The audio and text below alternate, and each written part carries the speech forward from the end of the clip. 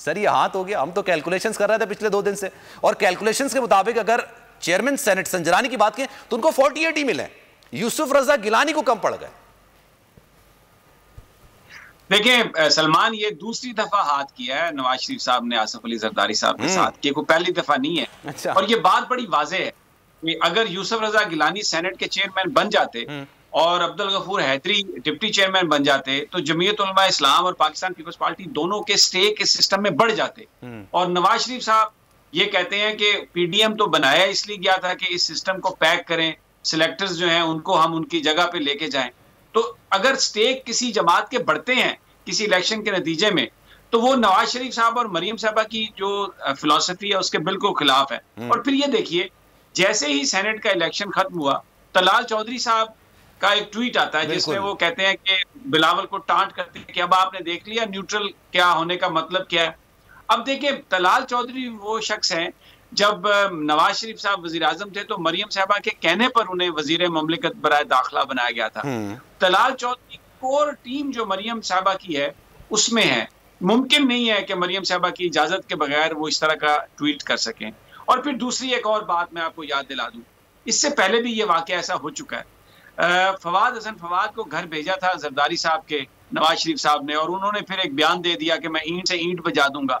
और उसके बाद फिर जिस तरीके से डिच किया था नवाज शरीफ साहब ने आसिफ अली जरदारी साहब को, वो पूरी कौम को, तो आपस में दोनों की बड़ी एक दूरी आ गई थी।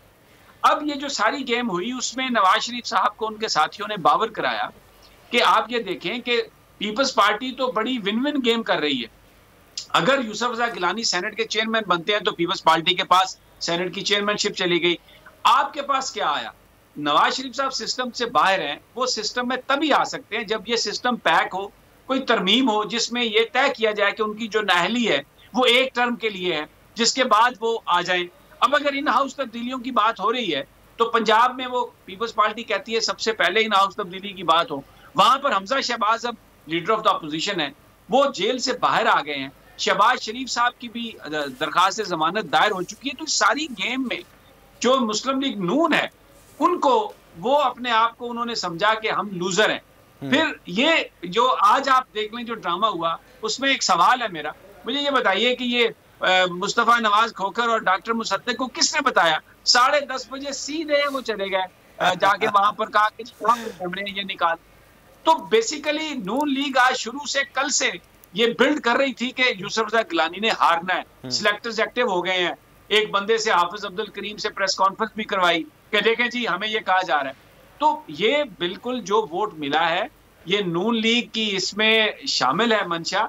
और एक बात आप जो कह रहे थे ना कि ये वोट जाया नहीं हुए, ये उन्होंने वोट इस तरह से दिए हैं, उन्होंने वोट यूसुफ रजा गिलानी के खिलाफ दिए, तरीका दूसरा अपनाया।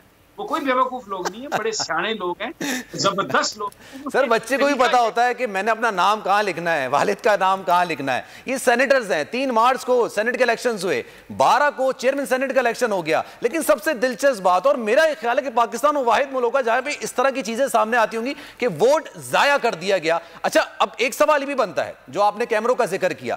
हम अगर कल की प्रेस कॉन्फ्रेंस देखें तो उस वक्त शाहिद खाकान अब्बासी ये कह रहे थे कि हमें कॉल्स आ रही हैं, तो ये तो उनके फेवर में जाता ना कि आपके कैमरे लगे हुए हैं, आपको पता होना चाहिए कि कहां जा रहा है, आपका वोट इधर उधर ना जाए। अगर आपके पास फोन आ रहे हैं और आपको लगता है कि आपके लोग वफादारी तब्दील कर सकते हैं तो बेस्ट थिंग है कि आपके पास कैमरा लगा। अब इसकी जरूरत नहीं है कैमरों की। ये बहुत ही एक भोंडा काम किया है जिसने भी किया है, जो भी स्कैंडलाइज को करने की कोशिश की है। आपके हाथ में घड़ी है, आप एप्पल वॉच के जरिए लाइव हर चीज पूरी दिखा सकते हैं, टेलीफोन के जरिए। फिर अब जासूसी इतनी बढ़ चुकी है कि दीवार डिजिटल दौर है तो उसको भी फाइंड आउट कर सकते हैं कि वहां पर क्या हो रहा है। ये तो एक बहुत ही एक भोंडी सी हरकत थी जो नून लीग ने की आज, और उसमें मुस्तफा खोखर बड़े समझदार आदमी है, वो भी उसका हिस्सा थे।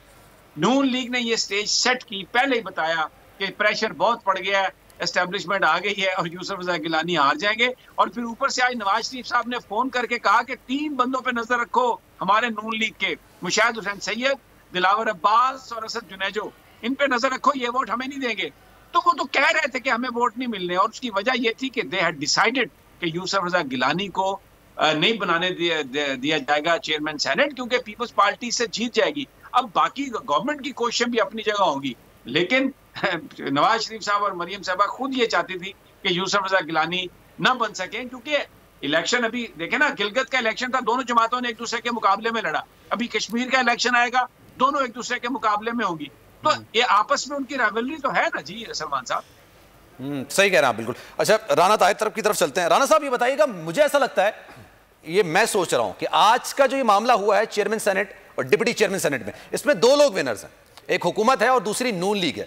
नून लीग चाहती यही थी कि हुकूमत जीत जाए ताकि लॉन्ग मार्च जो अनाउंस कर दिया गया उन्होंने 26 मार्च का, उसमें मुतहर्रिक हो सके जेयूआई भी और पाकिस्तान पीपल्स पार्टी भी। अगर मैं गलत हूं तो तस्दीक कीजिए। जी सलमान, देखें, मैं समी साहब की बात को आगे बढ़ाता हूं। समी साहब ने बिल्कुल दुरुस्त कहा है कि ये नून लीग ने बहुत बड़ा हाथ किया है आसिफ जरदारी के साथ, और उन्होंने बता दिया है ये। अगर देखें, यूसुफ रजा गिलानी चेयरमैन सेनेट बन जाते तो पीपल्स पार्टी, पहले सिंध हुकूमत उनके पास है, उसको छोड़ना नहीं चाहते। सही बात। फिर चेयरमैन सेनेट भी उनका हो जाता, तो उन्होंने तो कहना था ये लॉन्ग मार्च को ख़त्म करें, क्यों इस तरफ जा रहे हैं हम। बाकी असम्बलियों में भी इसी तरीके से जरदारी साहब ने अपना बयानिया जो था वो मुसल्लत करना था पीडीएम पर। अब नवाज शरीफ ने ये पूरी एक गेम की है, और बिल्कुल समी साहब सही कह रहे थे कि पहले ये प्रोपेगेंडा उन्होंने 2 दिन से शुरू करवा दिया था कि गिलानी को हराने का बंदोबस्त हो गया है। क्योंकि वो खुद कर रहे थे सारा कुछ, इसलिए उन्होंने ये कह दिया कि जी ये तो तैयारी हो गई है कि गिलानी को हराया जाएगा। अब मसला ये है कि ये जो धरना देने जा रहे हैं पीपल्स पार्टी इनके साथ नहीं है अभी तक उसमें। लेकिन अभी भी ये सवाल है, जा रहे हैं या नहीं जा रहे हैं। ये तो उन्होंने डेट तो अनाउंस की है, बट स्टिल ये क्वेश्चन है कि भी जा रहे हैं। डेट अनाउंस, मैं वही उसी तरफ आ रहा हूँ, आपको बता रहा हूँ। पीपल्स पार्टी ने इनसे कहा है कि ये 30 तारीख को इस्लामाबाद पहुंचने वाला काम जो है इसको आगे करें, क्योंकि 30 तारीख को हम इस्लामाबाद नहीं पहुंच सकेंगे। अगर इसके बावजूद आप करना चाहते हैं तो हम बाद में शामिल हो जाएंगे। इसका क्या मतलब है? मतलब ये है कि ये देखें, और फिर ये जो वोट ज़ाया करने का तरीका है, ये तो अली हैदर गिलानी ने बताया ना सारे लोगों को। सही। अब अली हैदर गिलानी जिस तरह तरबियत कर रहे थे वोट ज़ाया करने की, लोगों ने उससे सबक सीखा होगा। नून लीग ने उनका फार्मूला उन पर लागू कर दिया। तो आज जो है सबसे ज्यादा हाथ हुआ ही आसिफ जरदारी के साथ है। सही। चलें, सब्सक्राइब करें और बेल दबाएं ताकि कोई खबर रह न जाए।